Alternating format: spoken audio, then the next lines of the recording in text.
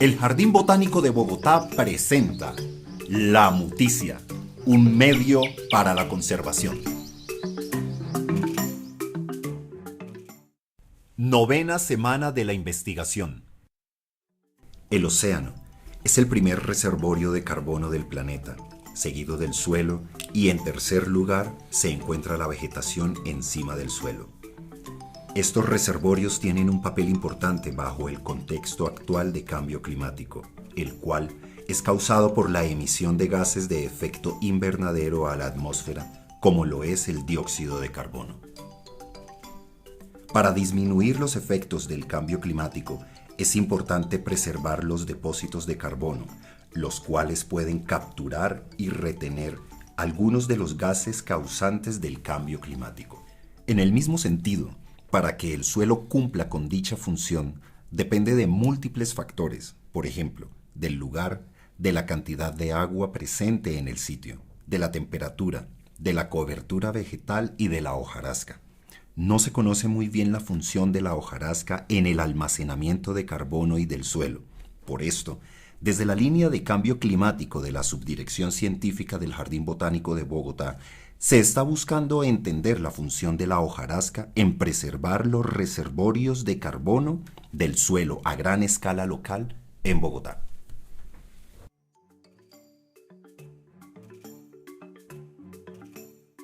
En este episodio trataremos una investigación sobre la hojarasca y cómo se relaciona con el cambio climático, como lo acabamos de escuchar. La investigación hace parte de la misionalidad del Jardín Botánico de Bogotá y se desarrolla en distintos ejes temáticos con el fin de ampliar el conocimiento sobre la flora andina y del páramo para promover su preservación. Les habla Luis Alfonso Cano y les doy la más cordial bienvenida a quienes nos escuchan en La Muticia, un medio para la conservación. En el estudio de La Muticia desde el Jardín Botánico de Bogotá nos acompaña la investigadora Carolina Villegas de la Subdirección Científica. Bienvenida, Carolina. Hola, Luis Alfonso, y hola a todos los que nos escuchan. Bueno, Carolina, entonces vamos a empezar a hablar sobre esta investigación, como ya dijimos, sobre la hojarasca y cómo se relaciona con el cambio climático. Pero para hacer un contexto, comencemos contándole a nuestros oyentes, Carolina, ¿qué es la hojarasca? Esta hojarasca es una capa en donde las hojas muertas y la parte del bosque que ya está muerto alimenta a otros animales, como las lombrices, los gusanos, las bacterias, la funga y toda la vida que respira. Luego de toda esta actividad biológica, esta hojarasca transformada se acumula en formas de carbono de larga vida en capas más profundas del suelo, atrapando y formando ese gran reservorio de carbono que es el suelo. En condiciones ideales, un suelo sano de un bosque es una trampa de carbono que funciona como una chaqueta que promueve la respiración, la transpiración, la captura de carbono y mitiga y suaviza el cambio climático. Carolina, como estamos haciendo un contexto sobre lo que es la investigación, que recordamos que es esa relación que hay entre la hojarasca y el cambio climático, le voy a pedir algo imposible, pero bueno, expliquemos en pocas palabras, demos una definición de lo que es cambio climático. El cambio climático es una variación del clima que persiste durante décadas y que es detectada mediante pruebas estadísticas. En el IPCC, los expertos de cambio climático afirman que el cambio climático es un cambio del clima atribuido directa o indirectamente a la actividad humana, que ha alterado la composición de la atmósfera global y que se suma a la variabilidad natural del clima, observada durante periodos de tiempo comparables. Bueno, para tratar de explicar un poco esto, yo sé que esta es una definición de cambio climático, cómo el carbono en la atmósfera intensifica ese cambio climático. Las emisiones de carbono que los humanos hemos emitido a la atmósfera han duplicado su concentración desde hace más de 2 siglos y aún siguen aumentando. Estas emisiones, entonces, son la principal causa del cambio climático, por lo tanto, intensifican los efectos mismos del cambio climático que estamos experimentando en este momento. Bueno, pero existen unos reservorios de carbono. ¿En qué consisten? ¿Cómo se dan estos reservorios de carbono? En la larga historia de la vida en el planeta, la fotosíntesis ha acumulado grandes cantidades de carbono en las capas superficiales. Bueno, expliquemos un poco, recuérdanos un poco las clases de primaria, el tema de la fotosíntesis y esto. La fotosíntesis es un proceso, es una reacción química que ocurre solamente en los cloroplastos y que ocurre solamente en organismos verdes. Por eso los seres humanos, pues si pudiéramos hacer fotosíntesis seríamos verdes. La fotosíntesis ha transformado la historia geológica de la Tierra y hace más o menos 3.000 millones de años cambió una atmósfera que no tenía oxígeno y la transformó en esa atmósfera que respiramos actualmente. Bueno, Carolina, existen los reservorios de carbono. Cuéntanos un poco en qué consiste esto.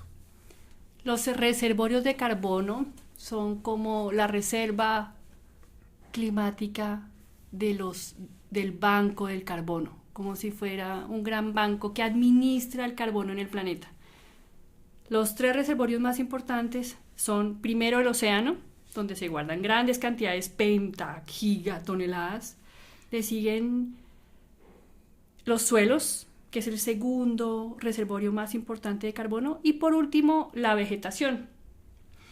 Entonces estas reservas son como un gran banco, un lugar físico y abstracto en donde se guardan todas las reservas de carbono en la naturaleza, que dependen y cambian de acuerdo con las condiciones de cada lugar. Es un lugar imaginario porque no se puede como medir en todo el planeta. Uno accede sobre todo al carbono orgánico del suelo a través de pequeñas pruebas en esa piel que cubre la tierra. Por ejemplo, en la sabana de Bogotá, los páramos presentan grandes cantidades de carbono en el suelo.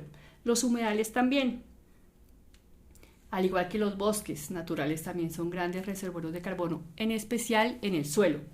En una investigación en donde comparamos las reservas de carbono del suelo con las reservas de carbono de la vegetación, encontramos que el suelo captura 3 veces más carbono que la vegetación.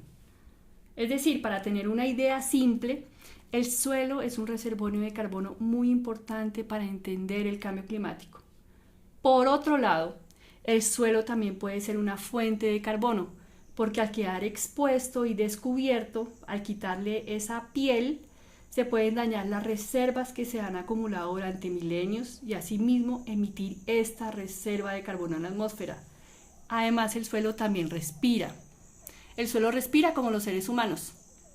Lo que pasa es que no tiene unos pulmones, pero en la vida del suelo se emiten pequeñas cantidades de carbono que están relacionadas con la acumulación de carbono a largo plazo. Descubrir el suelo y dejarlo desnudo emite grandes cantidades de carbono. Por lo tanto, el suelo puede ser una fuente importante de carbono a la atmósfera o ser una gran trampa de carbono. Quiero darle énfasis a esto. El suelo puede ser una trampa de carbono, absorber grandes cantidades de carbono y mitigar el cambio climático, o puede ser una gran fuente de carbono al mantenerse descubierto y agravar los efectos del cambio climático. Muy bien, Carolina. Entonces, ya hemos, digamos, en este contexto, hemos hablado un poco sobre lo que es la hojarasca, hemos hablado un poco también sobre lo que es una definición, digamos, de cambio climático, el papel del carbono en agravar ese problema del cambio climático y los reservorios de carbono. Ahora entonces, como ya tenemos ese contexto, entonces vamos a entrar a la investigación y nos vas a contar cómo se llegó a esa propuesta que hicieron ustedes en el tema de la investigación. Recuerden que el problema de esta investigación es saber qué función cumple la hojarasca en la respiración del suelo. En 2 lugares de la sabana de Bogotá, en el Jardín Botánico y en el Bosque de las Mercedes, en la Reserva Tomás van der Hamen al norte de la ciudad. En una investigación anterior encontramos que el suelo es una importante trampa de carbono. Este resultado está en consonancia, es decir, está en sintonía con la mayoría de investigaciones en bosques. Ahora bien, atención porque viene lo difícil de entender. Nos preguntamos en esta investigación cuánto carbono puede capturar el suelo a través de la hojarasca y de esta manera mitigar el cambio climático. Bueno, ¿cómo se ha llevado a cabo la investigación, Carolina? Pusimos 15 trampas de hojarasca en el Jardín Botánico y en el Bosque de las Mercedes. Estas trampas son unos embudos redondos que atrapan la cantidad de hojas que caen de los árboles, de hojas ya senescentes, hojas muertas, hojas que ya no hacen fotosíntesis. En 15 lugares en donde más o menos se acumula la hojarasca en estas dos áreas de investigación. Estas trampas nos permiten medir la cantidad de hojarasca que cae en unidades de peso, por unas unidades también de tiempo, para saber más o menos en un año cuánta hojarasca cae al suelo. También hicimos unas bolsitas de angeo que fueron rellenadas con hojarasca recién caída. Estas bolsitas se rellenan con muestras de hojas de 5 gramos y se botan encima del suelo y se recogen cada mes para más o menos saber cuánto peso han perdido en ese mes. Lo que se pierde en peso se emite a través de la respiración de los microorganismos. Por último, también medimos cuánto respira el suelo con una máquina muy especial que tiene el Jardín Botánico, que mide en unidades de cantidad, de volumen y de tiempo cuánto respira el suelo. Escogimos el Jardín Botánico porque es un área muy particular de la ciudad. Son 20 hectáreas en donde hemos intentado recrear un mundo ideal con la flora de Bogotá, un mundo en donde podemos dominarlo todo, somos los dioses, o sea, los humanos y las personas que manejan la colección la dominan completamente, y por eso es un lugar muy importante para hacer estas investigaciones, porque intentamos recrear un estado ideal de la sabana de Bogotá. Y el Bosque de la Mercedes, ¿por qué lo escogieron? Escogimos este bosque porque es un relicto del bosque que cubrió toda la sabana de Bogotá en el pasado. En ese bosque también hubo investigaciones de don Tomás van der Hamen. De hecho, pues, digamos, él es un punto de referencia muy importante. Es una manchita de bosque que en tiempos humanos siempre ha estado ahí. Y escogimos al Jardín Botánico porque queremos hacerle recomendaciones a la subdirección que maneja el arbolado de la ciudad para que mantenga la hojarasca en los lugares en donde se puede mantener y de esa manera fomente toda la vida que crece a partir de la hojarasca y que a largo plazo puede capturar el carbono y suavizar el cambio climático. Bueno, pero aprovechemos acá para contar un poco sobre esa misión del Jardín Botánico y su razón de creación hace ya casi 70 años, 69 exactamente. El Jardín Botánico tiene como misión la investigación, y una vez las personas que estamos lejanas el trabajo que hacen ustedes, los investigadores, pues pensamos que son por allá personas raras que se dedican a producir conocimiento, y conocimiento que queda en unos anaqueles o en unas bibliotecas. Aquí es de destacar, con lo que acabas de decir, que precisamente ese conocimiento, esa investigación que están realizando ustedes va a servir para que otra dependencia aquí del Jardín Botánico, que es totalmente operativa y que es la encargada de mantener el arbolado urbano, o sea, todos los árboles que hay en el espacio público y toda la cobertura vegetal que hay en la ciudad, pues puedan tener, digamos, mayor conocimiento sobre cómo adaptarse al cambio climático y cómo hacer ese manejo, digamos, del arbolado en la ciudad, lo que nos parece importantísimo porque es una investigación aplicada en cualquier caso.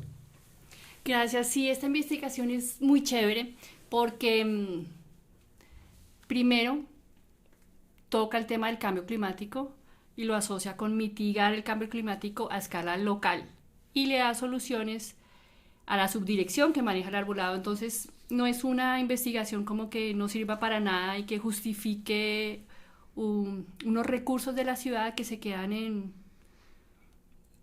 cosas que no sirven y que no podemos tocar y que no podemos hacer y que no nos sirven. Por eso es una delicia trabajar en esto, en los suelos sobre todo. Ok, muy bien. Entonces ya vamos a entrar acá en el tema de los resultados de la investigación. Cuéntanos un poco, así brevemente, cuáles han sido los resultados, porque entiendo que la investigación no ha terminado. Entonces, hasta el momento, ¿en qué van?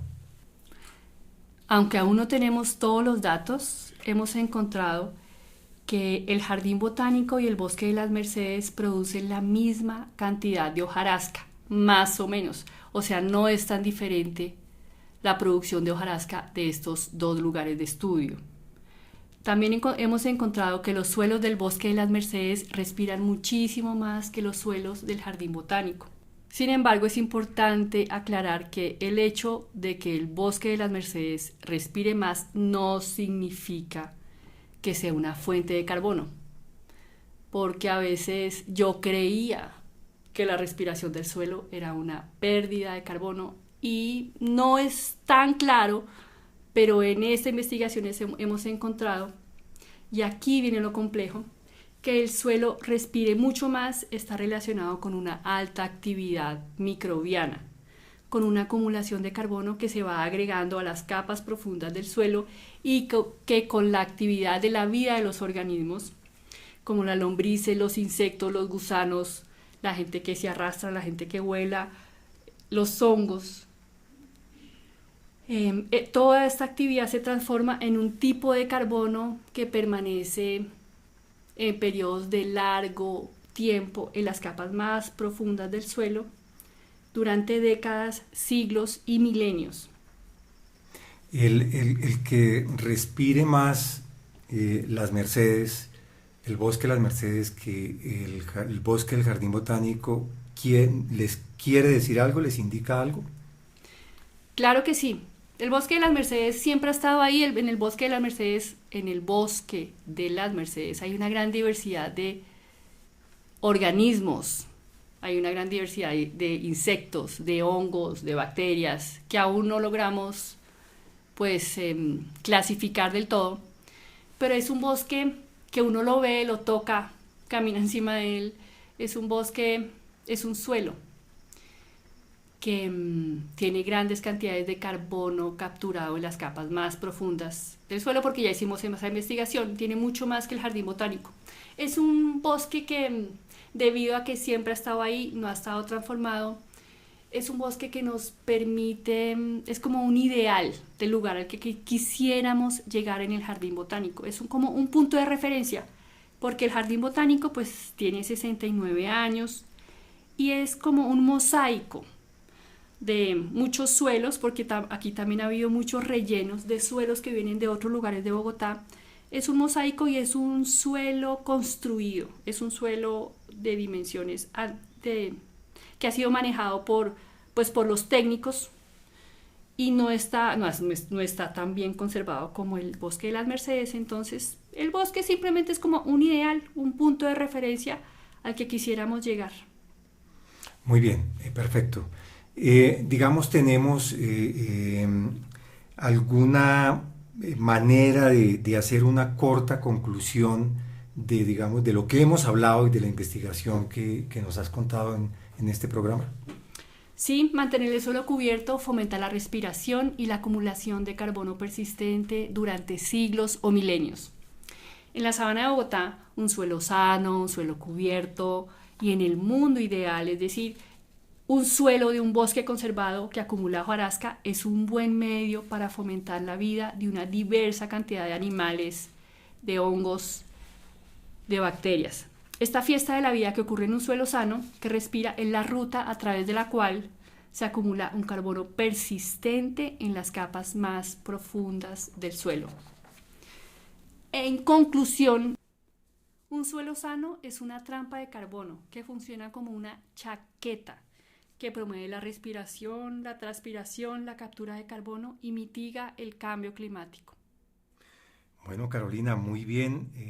Muchas gracias por habernos presentado, digamos, todo este trabajo que vienen realizando ustedes de manera muy juiciosa en el Jardín Botánico, específicamente en la subdirección científica, que es la dependencia, digamos, encargada de todo este tema, de estas líneas que se trabajan acá en la entidad.